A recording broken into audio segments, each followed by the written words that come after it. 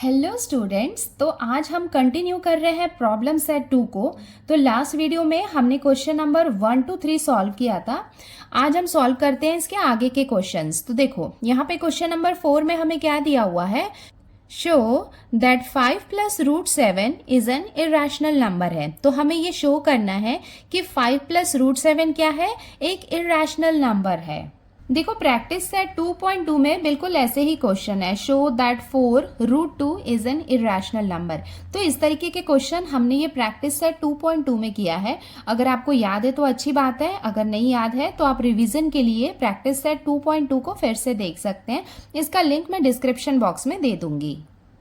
अब हम स्टार्ट करते हैं इसको सॉल्व करना। देखो यहाँ पे क्वेश्चन में हमें क्या दिया हुआ था कि 5 प्लस रूट 7 क्या है, एक इरेशनल नंबर है, वो हमें शो करना है। सबसे पहले हम क्या करेंगे, let us assume that 5 plus root 7 is a rational number. तो सबसे पहले हम ऐसा अज्यूम करेंगे कि 5 प्लस रूट 7 क्या है, एक रैशनल नंबर है, और ट्राई करेंगे इसे प्रूव करने का कि ये एक रैशनल नंबर है। अगर हम प्रूव कर पाए तो अच्छी बात है, और अगर नहीं प्रूव कर पाएंगे और ये एक रैशनल नंबर प्रूव नहीं हो रहा है तो इसका मतलब ये क्या होगा कि ये क्या है, एक इरेशनल नंबर है। तो ये हमने लिख लिया, let us assume that 5 plus root 7 is a rational number. और हमें पता है कि हम रैशनल नंबर को कैसे रिप्रेजेंट करते हैं। यहाँ पे हम लिख सकते हैं therefore 5 plus root 7 equals to P upon Q। हमें पता है कि रैशनल नंबर को हम P बाई Q फॉर्म में लिख सकते हैं। तो ये हमने लिख लिया कि ये क्या है, it's equals to P upon Q, because हम यहाँ पे अज्यूम कर रहे हैं कि ये क्या है, एक रैशनल नंबर है। यहाँ पे हम लिख लेते हैं वेयर, ये हमने लिख लिया where P and Q are integers. तो यहाँ पे इस सिचुएशन में P और Q क्या होते हैं, इंटीजर्स होते हैं, and Q is not equals to 0। और जो डिनोमिनेटर में Q है ना, वो कभी भी 0 नहीं होता है। आप खुद सोचो ना, आप किसी भी नंबर को 0 में कैसे डिवाइड कर सकते हैं। फॉर एग्जाम्पल अगर आपके पास 5 नोटबुक्स है और मैंने उसको बोला कि 0 लोगों में डिवाइड कर दो, तो आप कैसे डिवाइड करोगे। दैट्स वाई जो डिनोमिनेटर होता है ना Q, वो कभी भी नॉन जीरो होता है। अब हम इसे फर्दर सॉल्व कर लेते हैं। तो यहाँ पे इसे हम लिख सकते हैं root 7 equals to P upon Q है। देखो ये इधर प्लस में है, इसे हम राइट साइड में शिफ्ट करेंगे तो ये कितना हो जाएगा, -5। देयरफॉर ये कितना हो जाएगा, रूट 7 इज इक्वल्स टू, यहाँ पे ये दोनों को हम मल्टीप्लाई कर सकते हैं। तो ये क्या हो जाएगा, P माइनस Q इंटू 5। तो ये क्या हो जाएगा, 5Q अपॉन Q। देखो अगर हम यहाँ पे पर्टिकुलर राइट साइड की बात करें तो Q, 5Q और Q ये सब क्या है, रैशनल नंबर है, बिकॉज यहाँ पे हमने कंसीडर किया था ना P बाई Q फॉर्म। तो ये राइट साइड वाला पर्टिकुलर पार्ट ये क्या है, रैशनल नंबर है। बट अगर हम रूट 7 को देखेंगे तो हमें पता है कि रूट 7 एक इरेशनल नंबर होता है, और हमने यहाँ पे इक्वल साइन लगाया है। एक इरेशनल नंबर कभी भी एक रैशनल नंबर के इक्वल नहीं हो सकता है।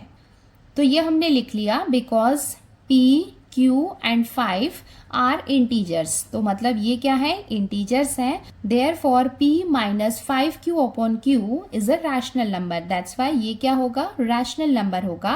But we know that root 7 is not a rational number. इसका मतलब ये दोनों आपस में इक्वल नहीं होंगे। इसका मतलब हमने जो अज्यूम किया था वो रॉन्ग है।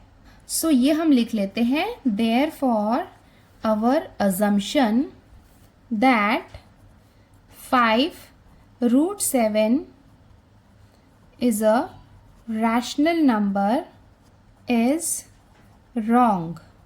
इसका मतलब हमने ये अज्यूम किया था ना कि 5 रूट 7 रैशनल नंबर है, वो अजम्पशन रॉन्ग है। क्यों रॉन्ग है, बिकॉज ये दोनों एक दूसरे के इक्वल नहीं हो सकते हैं। ये हो जाएगा इसका conclusion, therefore 5 plus root 7 is an irrational number. तो इससे ये प्रूव होता है कि ये क्या है, इरेशनल नंबर है। अब हम आते हैं इसके नेक्स्ट क्वेश्चन में। यहाँ पे हमें क्या दिया हुआ है, write the following surds in simplest form. तो यहाँ पे हमें सर्ड्स दिए हुए हैं, हमें इनके सिंपलेस्ट फॉर्म में लिखना है। तो देखो अगर हम फर्स्ट क्वेश्चन को देखेंगे तो 3/4 इसे हम और डिवाइड तो नहीं कर सकते। इसका मतलब रूट 8 है जिसे हम और फर्दर सिंप्लीफाई कर सकते हैं। अब हम स्टार्ट करते हैं इसको सॉल्व करना। तो इसे हम लिख सकते हैं 3/4 8 को हम फैक्टराइज कर लेते हैं, तो ये क्या हो जाएगा 2 into two into two, 2 two ज़ा 4, 4 टू ज़ा 8। तो यहाँ पे हमने क्या किया, 8 को फैक्टराइज कर लिया। अब यहाँ पे हम इसका पेयर कर लेते हैं। तो देखो हम 2 का पेयर करेंगे, बिकॉज यहाँ पे कुछ नहीं दिया है, इसका मतलब वो क्या होता है 2 होता है, स्क्वायर रूट है ये। तो यहाँ पे अगर पेयर बनता है तो पेयर में से एक नंबर को हम बाहर निकाल सकते हैं। तो ये हम लिख लेते हैं इक्वल्स टू 3/4 इंटू, इस पेयर में से एक 2 को हमने बाहर निकाल लिया। तो अब हमारे पास रूट के अंदर क्या बाकी है, सिर्फ एक सिंगल 2 बाकी है। नाउ इसे हम रिड्यूस कर लेते हैं, 2 1 ज़ा और ये हो जाएगा 2 2 ज़ा 4 इक्वल्स टू, आंसर कितना आ जाएगा 3/2 √2 और ये हो जाएगा इसका आंसर। अब हम आते हैं नेक्स्ट क्वेश्चन में। यहाँ पे हमें दिया हुआ है -5/9 और यहाँ पे रूट के अंदर हमें दिया हुआ है 45। तो चलो स्टार्ट करते हैं इसको सॉल्व करना। इक्वल्स टू -5/9 और यहाँ पे हम फैक्टराइज करते हैं 45 को। 45 को हम फैक्टराइज करेंगे तो इसे हम कैसे कर सकते हैं, आप चाहें तो यहाँ पे साइड में भी करके देख सकते हैं या फिर यहाँ पे डायरेक्टली भी कर सकते हैं। तो इसे हम लिख सकते हैं 5 इंटू 3 को रफ वर्क में भी करके दिखा देती हूँ। तो देखो यहाँ पे हमने लिखा ये 45, तो ये क्या हो जाएगा 5 9 ज़ा 45 और ये हो जाएगा 3 3 ज़ा और ये हो जाएगा 3 1 ज़ा। नाउ अब हम देख सकते हैं कि यहाँ पे ये 3 और 3 का पेयर बन रहा है। तो अब हम नेक्स्ट स्टेप में क्या कर सकते हैं, -5/9, यहाँ पे ये पेयर में से एक 3 को हम बाहर निकाल सकते हैं। तो ये हो जाएगा 3 और ब्रैकेट के अंदर हमारे पास क्या बचेगा √5। यहाँ पे इसे हम फर्दर रिड्यूस कर लेते हैं, 3 1 ज़ा और ये हो जाएगा 3 3 ज़ा 9 इक्वल्स टू, ये कितना हो जाएगा -5 डिनोमिनेटर में कितना बाकी रहेगा 3 और यहाँ पे क्या है हमारे पास √5 है और ये हो जाएगा इसका आंसर। अब हम आते हैं इसके क्वेश्चन नंबर 6 में। देखो यहाँ पे हमें क्या दिया हुआ है, write the simplest form of rationalising factor for the given surds. तो यहाँ पे क्या है, हमें सर्ट्स दिए हुए हैं, हमें इनका रैशनलाइजिंग फैक्टर बताना है। रैशनलाइजिंग फैक्टर क्या होता है, मतलब वो फैक्टर जिसके कारण ये क्या हो सकते हैं, सिंपलेस्ट फॉर्म में कन्वर्ट हो सकते हैं। अभी हम एक क्वेश्चन सॉल्व करेंगे ना तो आपको समझ में आ जाएगा कि रैशनलाइजिंग फैक्टर क्या होता है। मतलब वो नंबर हमें बताना है जिसकी वजह से ये नंबर एक सिंपलेस्ट फॉर्म में कन्वर्ट हो जाए। सो अब हम स्टार्ट करते हैं इसको सॉल्व करना। तो ये क्या है, √32 है और हमें इसके सिंपलेस्ट फॉर्म में लिखना है। तो सबसे पहले इसे हम क्या करेंगे, फैक्टराइज करेंगे। तो चलो स्टार्ट करते हैं इसको फैक्टराइज करना। सो हमारे पास है 32। तो चलो शुरू करते हैं, 2 1 ज़ा 2 6 ज़ा 12, 2 8 ज़ा 2 4 ज़ा 2 2 ज़ा और ये हो जाएगा 2 1 ज़ा 1 2 3 4 5 2 से हमारे पास। तो ये हम लिख सकते हैं equals to 2 into 2 into 2 into 2 into 2। Now देखो यहाँ पे कुछ नहीं है, मतलब ये क्या है, स्क्वायर रूट है। तो हम यहाँ पे 2 2 के पेयर्स बना सकते हैं। तो हमारे पास 2 पेयर्स आ गए और हमें पता है कि जो पेयर्स हैं उसमें से किसी एक नंबर को हम बाहर ले सकते हैं। तो इस पेयर में से एक 2 को हमने बाहर लिया, मल्टीप्लाई बाय इस पेयर में से एक 2 को हमने बाहर लिया और लास्ट में हमारे पास ये एक सिंगल 2 है जो बच जाएगा इस रूट के अंदर इक्वल्स टू। अब इसको हम मल्टीप्लाई करते हैं तो 2 2 ज़ा ये क्या हो जाएगा 4 और हमारे पास कितना बचेगा √2। देखो हमें क्या करना है, इस नंबर को सिंप्लीफाई करना है और हमें रैशनलाइजिंग फैक्टर बताना है। रैशनलाइजिंग फैक्टर का मतलब होता है वो नंबर जो इसके सिंपलेस्ट फॉर्म को एक रैशनल नंबर में कन्वर्ट कर पाए। देखो अगर इसे हमें रैशनल नंबर में कन्वर्ट करना है तो 4 तो यहाँ पे रैशनल नंबर है क्योंकि इसे हम p/q फॉर्म में लिख सकते हैं। बट हमें पता है कि √2 जो है ये क्या है, एक इरैशनल नंबर है। तो इसे हमें रैशनल नंबर में कन्वर्ट करना है। सो इसे रैशनल नंबर में कन्वर्ट करने के लिए हम क्या कर सकते हैं, इसे अगर हम √2 से मल्टीप्लाई करेंगे ना तो √2 इंटू √2 मतलब 2 √2s हो जाएंगे तो इनका पेयर बन जाएगा। तो ये रूट से बाहर आ जाएगा। इसका मतलब इस नंबर को अगर हम √2 से मल्टीप्लाई करेंगे तो जो √2 होगा उसकी वजह से ये वाला पार्ट एक रैशनल नंबर में कन्वर्ट हो जाएगा। सो यहाँ पे हम लिख सकते हैं नाउ 4 √2 इज मल्टीप्लाई बाय √2। अब आपको समझ में आ रहा है ना कि इसको हम √2 से क्यों मल्टीप्लाई कर रहे हैं, बिकॉज √2 से मल्टीप्लाई करने के बाद ये √2 और ये √2 इसका पेयर हो जाता है, और पेयर का मतलब है कि पेयर में से एक नंबर को हम बाहर निकाल सकते हैं। तो यहाँ पे ये 4 एज इट इज रहेगा, ये दोनों का पेयर हो जाएगा, पेयर में से एक नंबर को हम बाहर निकाल सकते हैं इक्वल्स टू 8। तो यहाँ पे हम देख सकते हैं कि 8 एक रैशनल नंबर है, और इसको रैशनल नंबर बनाने के लिए किसने हेल्प की, इस √2 ने हेल्प की। इसका मतलब √32 का रैशनलाइजिंग फैक्टर क्या हो जाएगा, √2। सो इसका आंसर हमने ऐसे लिख लिया 8 विच is a rational number. So finally हमें 8 मिला जो क्या है, एक रैशनल नंबर है। सो ये हो जाएगा इसका conclusion. Therefore √2 is the simplest form of rationalising factor of √32। अब हम सॉल्व कर रहे हैं इसका नेक्स्ट क्वेश्चन, जहां पे हमें दिया हुआ है √50। सो √50 को हम सबसे पहले फैक्टराइज कर लेते हैं 2 के टेबल से। ये हो जाएगा 2 2s 4 और ये हो जाएगा 2 5s 10। नाउ 25 को हम कैसे कर सकते हैं, 5 5s 25 और ये हो जाएगा 5 1s 5। सो हम यहाँ पे लिख सकते हैं √50 इक्वल्स टू, हमारे पास क्या है इसके फैक्टर्स, 2 × 5 × 5। नाउ अब हम इसका पेयर करेंगे, तो पेयर करने में हमें 5 और 5 का पेयर मिला है इक्वल्स टू, तो ये पेयर में से हम 5 को बाहर निकाल लेंगे और हमारे पास क्या बाकी रहेगा, √2। अभी देखो यहाँ पे 5 तो रैशनल नंबर है बट √2 यहाँ पे इरैशनल नंबर है, तो इसे कन्वर्ट करने के लिए अगेन हम क्या करेंगे, इसे √2 से मल्टीप्लाई करेंगे। इसका मतलब इसका रैशनलाइजिंग फैक्टर भी क्या होगा, √2 होगा। सो इसे हम यहाँ पे प्रूव करने के लिए देख सकते हैं। Now 5 √2 is multiplied by √2 equals to 5 into ये √2 और ये √2, इसमें से कॉमन हम एक 2 को बाहर निकाल सकते हैं क्योंकि इसका पेयरिंग हो गया है। सो 5 × 2 कितना हो जाएगा, 10, and 10 which is a rational number. और ये हो जाएगा इसका conclusion. Therefore √2 is the simplest form of the rationalising factor of √50, और ये हो जाएगा इसका आंसर। अब हम आते हैं इसके नेक्स्ट क्वेश्चन में। सो यहाँ पे हमें क्या दिया हुआ है, √27। तो सबसे पहले हम क्या करेंगे, √27 को फैक्टराइज करेंगे। तो ये हम क्या कर लेंगे, 3 3s 9, 9 3s 27। नाउ यहाँ पे हम देख सकते हैं कि ये 3 और ये 3 का पेयर हो गया है। सो इक्वल्स टू, ये पेयर में से एक 3 को हम बाहर निकाल सकते हैं और हमारे पास कितना बचेगा, √3। देखो यहाँ पे 3 तो एक रैशनल नंबर है बट √3 नहीं है। सो √3 को 3 में कन्वर्ट करने के लिए हम क्या करेंगे, इसे हम मल्टीप्लाई करेंगे √3 के साथ में। इसका मतलब इसका रैशनलाइजिंग फैक्टर क्या आने वाला है, √3। तो चलो ये भी हम कर लेते हैं।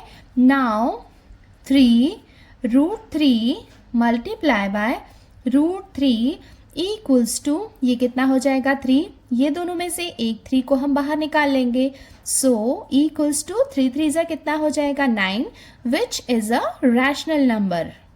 और ये हो जाएगा इसका conclusion. Therefore √3 is the simplest form of rationalising factor of √27। अब हम आते हैं इसके नेक्स्ट क्वेश्चन में। सो यहाँ पे हमें दिया हुआ है 3/5 √10। 3/5 को और फर्दर हम रिड्यूस नहीं कर सकते हैं। देखो √10 है, देखो अगर हम √10 को फैक्टराइज करेंगे तो हमें कितना मिलेगा, 2 × 5। बट 2 × 5 में कोई भी पेयर तो नहीं बन रहा है, इसका मतलब इसे फैक्टराइज करके कोई सेंस नहीं है। सो हम क्या करेंगे, डायरेक्टली इसे हम कैसे सॉल्व कर सकते हैं, इक्वल्स टू 3/5 √10 है, इसे हम मल्टीप्लाई करेंगे √10 से इक्वल्स टू, सो ये कितना हो जाएगा, 3/5। √10 और √10 ये दोनों में से एक 10 को हम बाहर निकाल सकते हैं, तो ये कितना हो जाएगा, 10। नाउ इसे हम क्या करेंगे, 5 1s 5 2s 10 equals to 3 to ज़ा कितना हो जाएगा 6। इसका मतलब रैशनलाइजिंग फैक्टर क्या हो जाएगा √10, बिकॉज हमने √10 से मल्टीप्लाई किया था तभी हमें एक रैशनल नंबर मिला है। और ये हो जाएगा इसका answer 6 which is a rational number, therefore √10 is the simplest form of the rationalising factor of 3/5 √10। अब हम आते हैं इसके क्वेश्चन नंबर 5 में। सो यहाँ पे हमें दिया हुआ है 3√72। तो देखो यहाँ पे 3 तो ऑलरेडी एक रैशनल नंबर है, हमें सिंप्लीफाई करना है √72 को। सो सबसे पहले इसे हम फैक्टराइज कर लेते हैं। तो इसे हम 2 के टेबल से कर सकते हैं। ये हो जाएगा 2 3 ज़ा 6, 2 6 ज़ा 12 और ये हो जाएगा 2 1 ज़ा 2 8 ज़ा 16। नेक्स्ट करेंगे 2 9 ज़ा 18 और ये हो जाएगा 3 3 ज़ा 9 और ये हो जाएगा 3 1 ज़ा 3। इट मीन्स यहाँ पे हम लिख सकते हैं 3√72 इक्वल्स टू, यहाँ पे इसके फैक्टर्स हम लिख लेते हैं 1 2 3। 3 टाइम्स यहाँ पे क्या है 2 है और उसके बाद है 2 टाइम्स यहाँ पे 3। सो ये हमने लिख लिया। अब इसके पेयर्स को हम लिख लेते हैं। देखो यहाँ पे ये 3 3 का पेयर है और ये 2 2 का पेयर है। सो यहाँ पे इसे हम लिख सकते हैं इक्वल्स टू 3।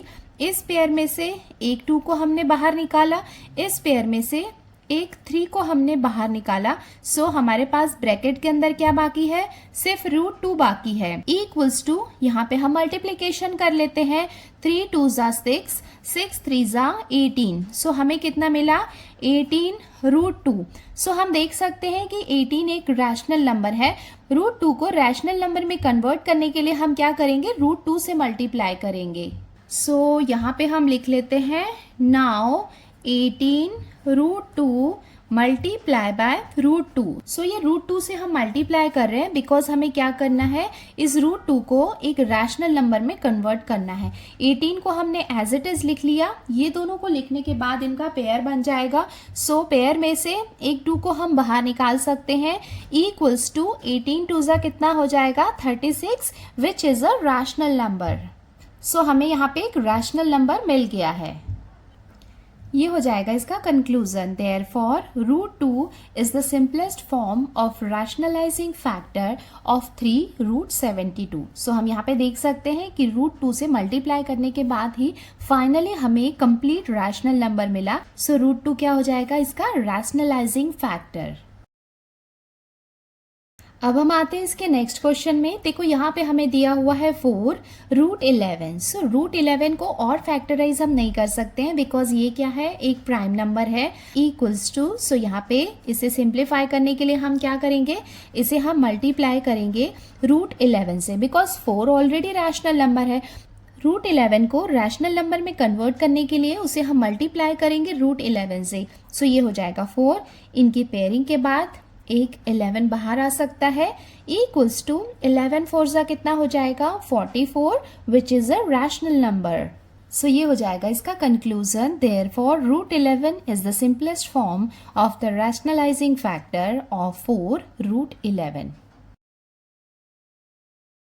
अब हम आते हैं इसके क्वेश्चन नंबर 7 में। देखो यहाँ पे हमें क्या दिया हुआ है, सिंप्लीफाई।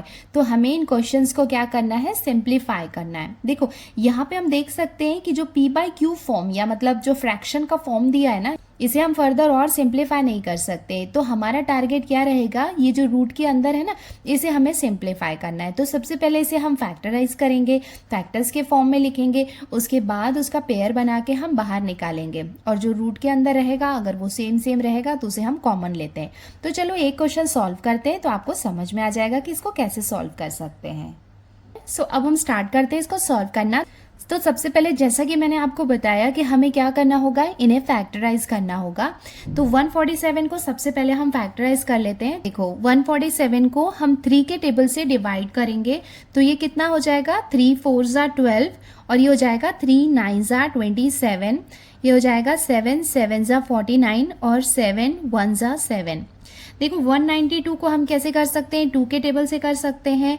2 9 ज़ा 18, 2 6 ज़ा 12। अगेन इसे 2 के टेबल से कर सकते हैं। 2 4 ज़ा 8, 2 8 ज़ा 16। अगेन 2 के टेबल से करेंगे। 2 2 ज़ा 4, 2 4 ज़ा 8। 2 से करेंगे 2 1 ज़ा 2 2 ज़ा, ये हो जाएगा 2 6 ज़ा, 2 3 ज़ा, और ये हो जाएगा 3 1 ज़ा 3 इक्वल्स टू, देखो अब इसे हम फैक्टर्स के फॉर्म में लिख लेते हैं। 4/7 यहाँ पे एज इट इज रहेगा, मल्टीप्लाई बाय, देखो यहाँ पे हमारे पास क्या था, रूट 147 था, तो 147 को हम उसके फैक्टर्स के फॉर्म में लिख लेते हैं। 3 इंटू 7 इंटू 7 प्लस हमारे पास क्या है 3/8 है, और 192 जो है उसे भी हम क्या करते हैं, उसके फैक्टर्स के फॉर्म में लिख लेते हैं। 1 2 3 4 5 6 टाइम्स 2 है, 1 2 3 4 5 6, और यहाँ पे 3 है, सो ये हमने लिख लिया यहाँ पे 3। अब चाहिए तो इसको रब कर सकते हो, बिकॉज ये क्या है, एक रफ वर्क है। माइनस 1/5 मतलब ये वाला, और रूट 75 को भी हम फैक्टराइज कर लें तो ये हम कैसे कर सकते हैं, 5 इंटू 5, 5 5 ज़ा 25, 25 3 ज़ा कितना हो जाएगा 75। इसका पेयर हम देख लेते हैं, देखो ये 7 7 का पेयर हो जाएगा, ये 2 का पेयर, ये 2 का पेयर, ये 2 का पेयर, और यहाँ पे 3 अलोन है, और यहाँ पे ये 5 5 का पेयर हो जाएगा।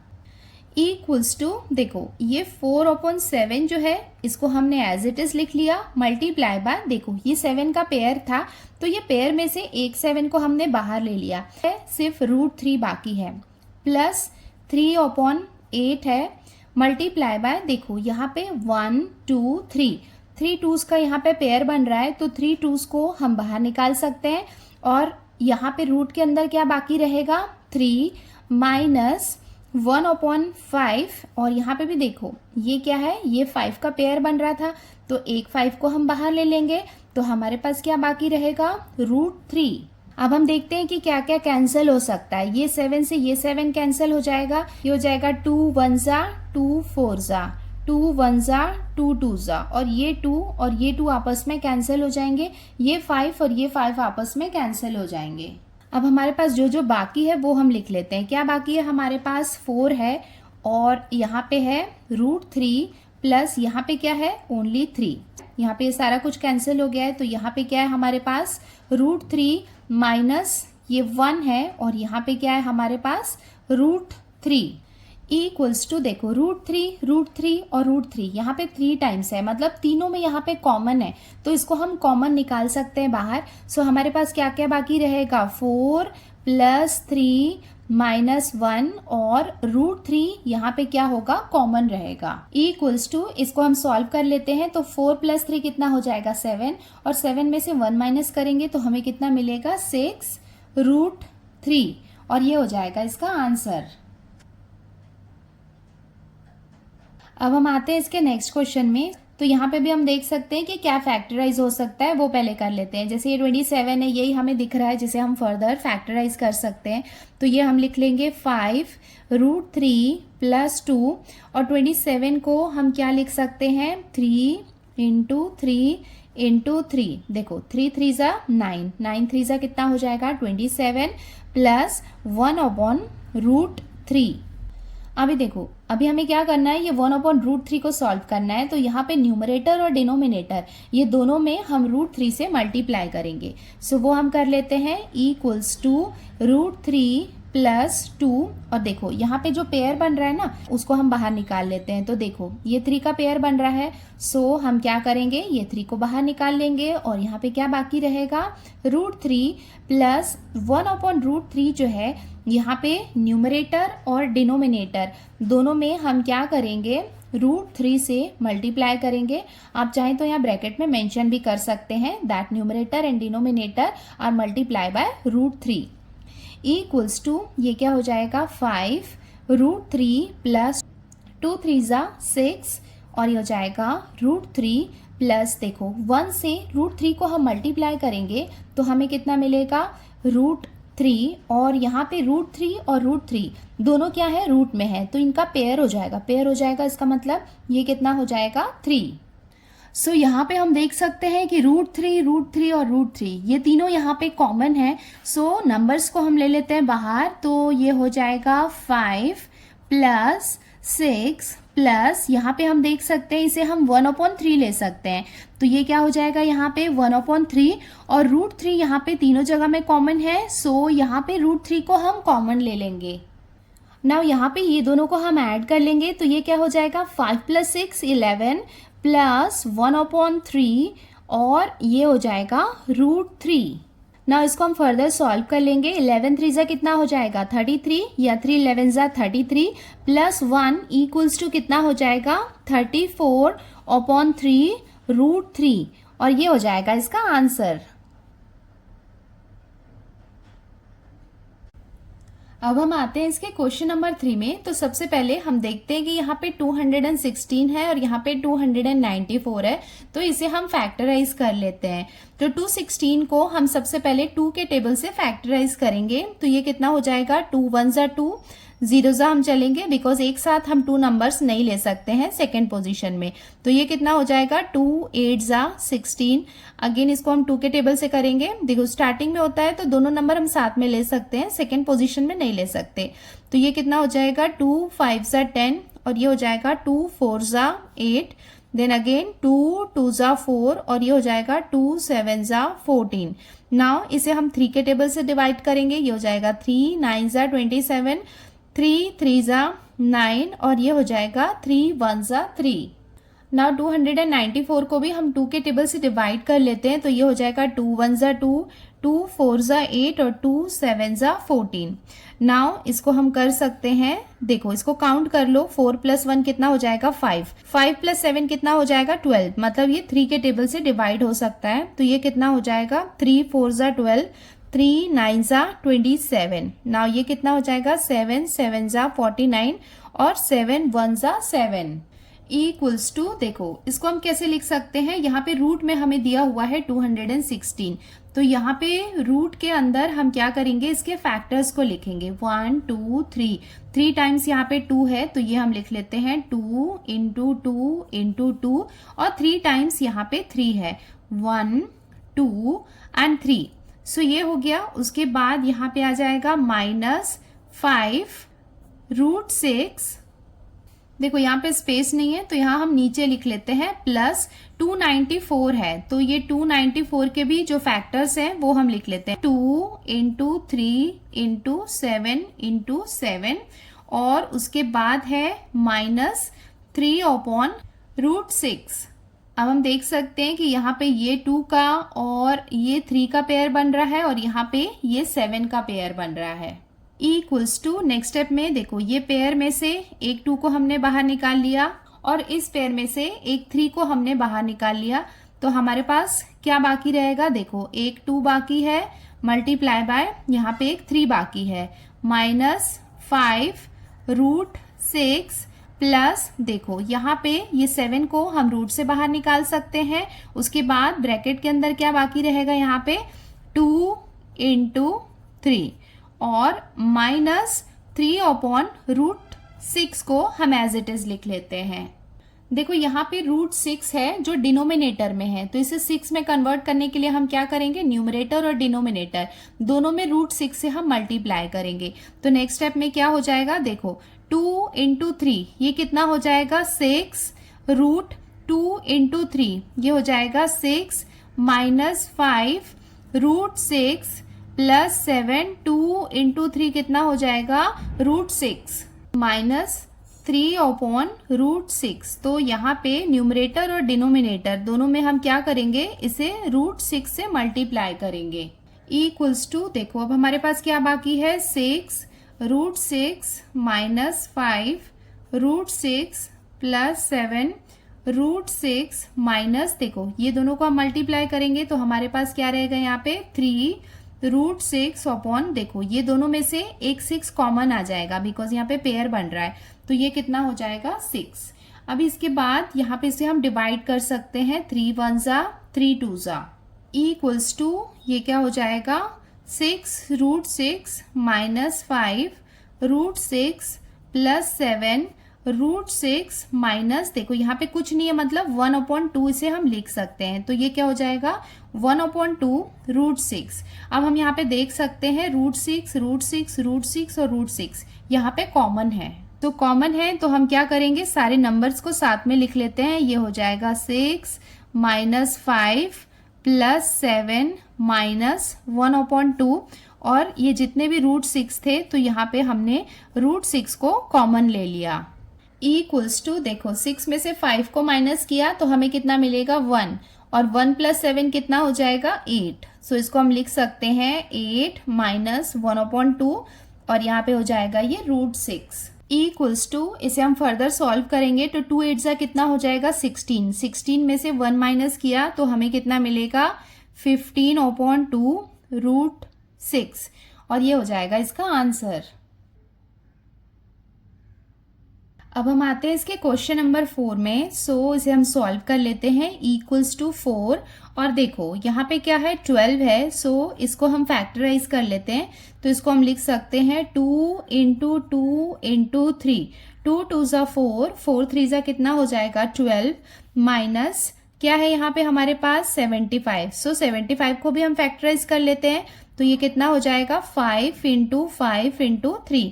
5 5 जा 25, 25 3 जा 75 माइनस 7 और 48 को भी हम फैक्टराइज कर लेते हैं तो ये कितना हो जाएगा 2 2 जा 4, 4 2 जा 8, 8 2 जा 16 और 16 3 जा 48।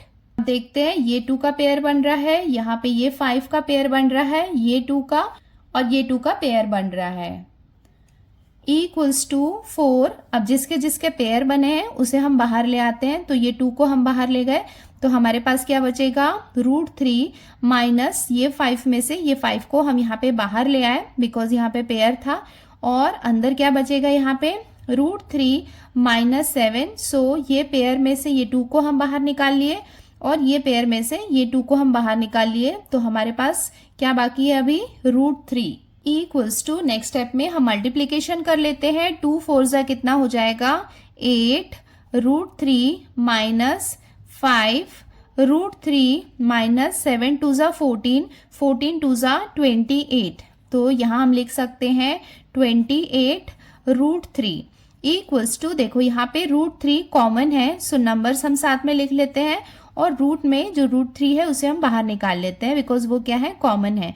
तो ये हो जाएगा 8 माइनस 5 माइनस 28 और यहाँ पे √3 को हमने कॉमन ले लिया इक्वल्स टू यहाँ पे हम माइनस करेंगे 8 में से 5 हमने माइनस किया तो हमें कितना मिलेगा 3 माइनस 28 √3 इक्वल्स टू देखो 3 में से 28 को माइनस करेंगे, स्मॉलर से हमने बिगर को किया तो ये कितना आ जाएगा -25 और ये हो जाएगा √3 और ये हो जाएगा इसका आंसर। नाउ अब हम सॉल्व करते हैं इसका क्वेश्चन नंबर 5। सो ये हम लिख सकते हैं 2। 48 को अब हम फैक्टराइज करेंगे तो इसे हम लिख सकते हैं 2 2 जा 4, 4 2 जा 8, 8 2 जा 16 और 16 3 जा 48। सो ये हमने फैक्टराइज किया माइनस 75 को हम लिख सकते हैं 5 इंटू 5, 5 5 जा 25, 25 3 जा 75 माइनस 1/√3 है। देखो √3 है यहाँ पे डिनोमिनेटर में है तो सो इसे हमें रैशनलाइज करने के लिए इसे हम क्या करेंगे √3 से न्यूमरेटर और डिनोमिनेटर में मल्टीप्लाई करेंगे।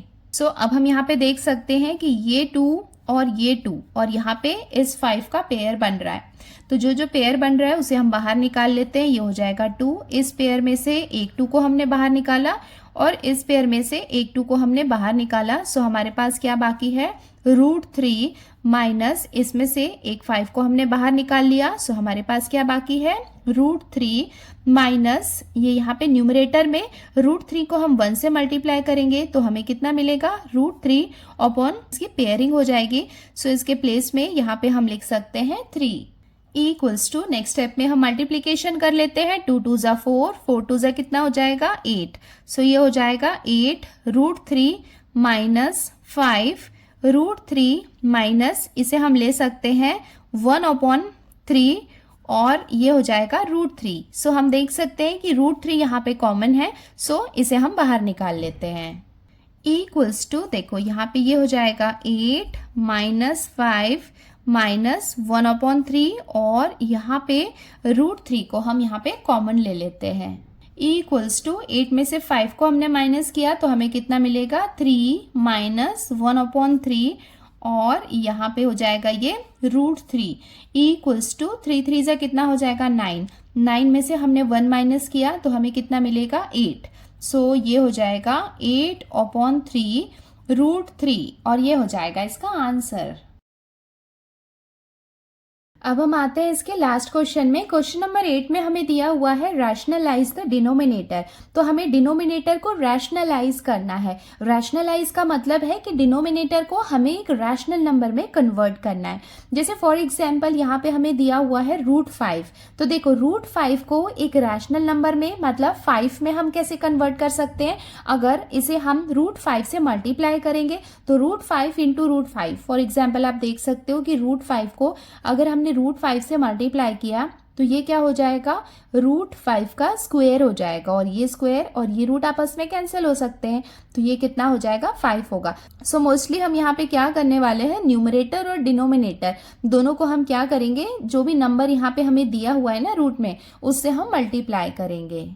सो यहाँ पे हमने ये फर्स्ट क्वेश्चन लिख लिया। अब यहाँ पे हम क्या करेंगे जैसे हमारे पास क्या है 1/√5 है। सो इसके न्यूमरेटर और डिनोमिनेटर में हम √5 से मल्टीप्लाई करेंगे और जो हम कर रहे हैं ना ये हम यहाँ पे ब्रैकेट में मेंशन कर देते हैं। सो ये हमने यहाँ पे मेंशन कर दिया multiplying the numerator and denominator by √5। सो चलो अब यहाँ पे मल्टीप्लाई कर लेते हैं। सो √5 को हम 1 से मल्टीप्लाई करेंगे सो हमें कितना मिल जाएगा √5 और यहाँ पे ये दोनों को हम मल्टीप्लाई करेंगे तो हमें एक कॉमन मिल जाएगा क्या 5 और ये हो जाएगा इसका आंसर। यहाँ पे हम देख सकते हैं कि डिनोमिनेटर एक रैशनल नंबर है। अब हम आते हैं क्वेश्चन नंबर 2 में। देखो यहाँ पे हमें दिया हुआ है 2/3 √7। सो 2/3 तो ऑलरेडी यहाँ पे एक रैशनल नंबर है। सो हमें किसे कन्वर्ट करना है √7 को। सो हम क्या करेंगे इक्वल्स टू हम इसे लिख लेते हैं 2/3 √7 और इसके न्यूमरेटर और डिनोमिनेटर में हम मल्टीप्लाई करेंगे √7 से।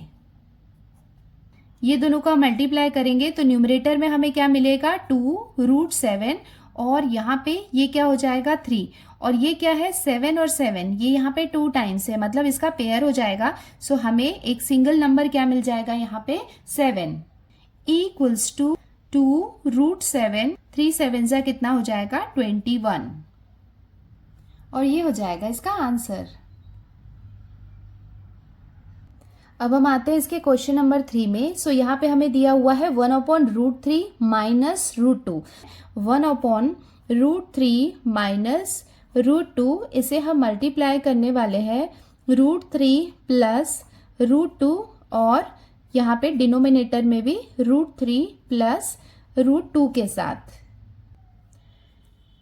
Equals to. सो यहाँ पे देखो ये हम 1 से मल्टीप्लाई करेंगे तो ये कितना हो जाएगा √3 प्लस √2 अपॉन देखो यहाँ पे माइनस में और यहाँ पे प्लस में तो ये दोनों का क्या हो जाएगा यहाँ पे ये हो जाएगा √3 का स्क्वायर माइनस ये हो जाएगा √2 का स्क्वायर। सो ये कहाँ से आया है ये एक फॉर्मूला होता है बिकॉज ये फॉर्मूला अगर आपको याद होगा तो a प्लस बी और a minus b equals to क्या होता है a² माइनस b²। सो इस फॉर्मूला के अकॉर्डिंग यहाँ पे हमने लिखा देखो a minus b a plus b आप चाहे प्लस लिखो या माइनस लिखो। सो ये दोनों की वैल्यू कितनी होती है a² minus b²। That's why हमने यहाँ पे क्या किया था न्यूमरेटर और डिनोमिनेटर में मतलब माइनस था तो हमें प्लस लेना है और अगर यहाँ पे प्लस होता तो इसे हम माइनस से मल्टीप्लाई करते। इक्वल्स टू नेक्स्ट स्टेप में जो न्यूमरेटर है वो एज इट इज रहेगा √3 प्लस √2 अपॉन देखो यहाँ पे क्या है 3 का स्क्वायर है कि ये स्क्वायर और ये रूट आपस में कैंसिल हो सकते हैं। सो डिनोमिनेटर में क्या बाकी रहेगा 3 माइनस 2 इक्वल्स टू देखो यहाँ पे ये सेम ऐसे ही रहेगा √3 प्लस √2 अपॉन देखो 3 में से 2 माइनस किया तो ये क्या होगा 1 होगा और किसी भी नंबर को हम 1 से डिवाइड करते हैं तो वो सेम नंबर रहता है। सो इसका आंसर क्या हो जाएगा √3 प्लस √2। अब हम आते हैं इसके क्वेश्चन नंबर 4 में। सो यहाँ पे हमें दिया है 1/3√5 + 2√2। देखो यहाँ पे प्लस है तो अब हम क्या करेंगे, यहाँ पे माइनस, मतलब 3√5 - 2√2। इसे हम न्यूमरेटर और डिनोमिनेटर में मल्टीप्लाई करेंगे। इक्वल्स टू 1 ये हो जाएगा 3√5 + 2√2 मल्टीप्लाई बाय न्यूमरेटर में क्या रहेगा 3√5 - 2√2 अपॉन 3√5 - 2√2 इक्वल्स टू, देखो यहाँ पे ये न्यूमरेटर में ये दोनों को हम मल्टीप्लाई करेंगे तो हमें क्या मिलेगा 3√5 - 2√2 और डिनोमिनेटर में हम देख सकते हैं प्लस और माइनस, मतलब वही a + b a - b वाला हम रूल लगाएंगे तो a का स्क्वायर - b का स्क्वायर हमें मिल जाएगा। a के प्लेस में हमें क्या दिया हुआ है 3√5, तो ये हो जाएगा इसका स्क्वायर -2√2, ये हो जाएगा इसका स्क्वायर। और यहाँ पे ब्रैकेट में हम मेंशन कर देते हैं that a + b a - b equals to कितना होता है a² - b² इक्वल्स टू 3√5 - 2√2। इसको हमने एज इट इज लिखा। देखो यहाँ पे ये जो स्क्वायर है ये कॉमन है, मतलब 3 के ऊपर भी है और √5 के ऊपर भी है, तो ये हम लिख लेते हैं 3 का स्क्वायर मल्टीप्लाई बाय, देखो यहाँ पे क्या है √5 है, सो इसके ऊपर भी ये स्क्वायर है, सेम यहाँ पे भी ये स्क्वायर 2 के भी ऊपर है और उसके साथ में ही √2 के ऊपर भी ये स्क्वायर है। इक्वल्स टू 3√5 - 2√2 अपॉन, देखो 3 का स्क्वायर मतलब क्या हो जाएगा 3 3 = 9 मल्टीप्लाई बाय, यहाँ पे ये स्क्वायर और ये रूट आपस में कैंसिल हो जाएगा तो हमारे पास क्या बचेगा 5 - 2 का स्क्वायर मतलब 2 2 = 4, ये स्क्वायर और ये रूट आपस में कैंसिल हो जाएगा multiply by 2 equals to, numerator को हम एज इट इज लिखेंगे -2√2 अपॉन ये कितना हो जाएगा 9 5 = 45, सो हम यहाँ पे लिखेंगे 45 -4 2 = 8 इक्वल्स टू, ये हो जाएगा 3√5 - 2√2 अपॉन, तो हमें कितना मिलेगा 37 और ये हो जाएगा इसका आंसर। नेक्स्ट क्वेश्चन है यहाँ पे 12/4√3 - √2। तो देखो यहाँ पे माइनस है तो अभी हम क्या करेंगे, न्यूमरेटर और डिनोमिनेटर में 4√3 + √2 से मल्टीप्लाई करेंगे।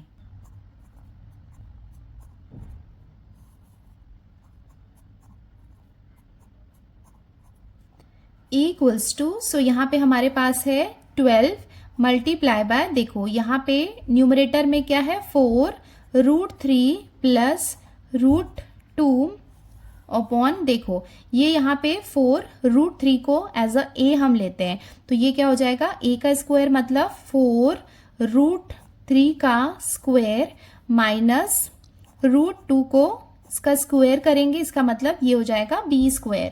सो ये हमने कहाँ से लिया है, ये फॉर्मूला यहाँ पे हम मेंशन कर देते हैं that a + b a - b equals to a² - b² equals to, numerator के पार्ट को हम एज इट इज अभी लिख लेते हैं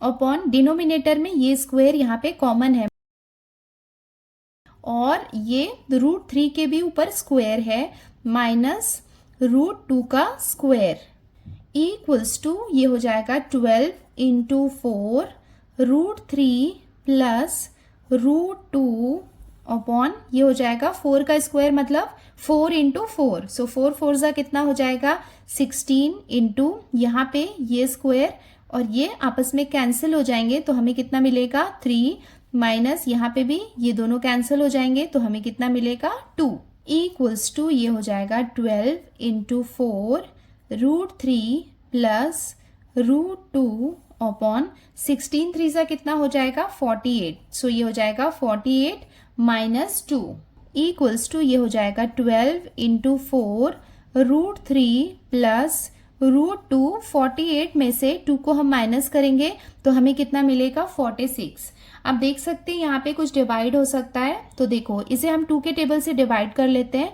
2 6 ज़ा 12, ये हो जाएगा 2 2 ज़ा 4 और 2 3 ज़ा 6। इसका मतलब फाइनल आंसर हमें कितना मिल जाएगा। देखो न्यूमरेटर में क्या बाकी है 6, यहाँ पे ये हम ब्रैकेट में लिख लेते हैं बिकॉज इसे हम फर्दर सॉल्व नहीं कर सकते हैं। तो ये हो जाएगा 4√3 प्लस √2 और यहाँ पे डिनोमिनेटर में कितना रहेगा 23 और ये हो जाएगा इसका आंसर।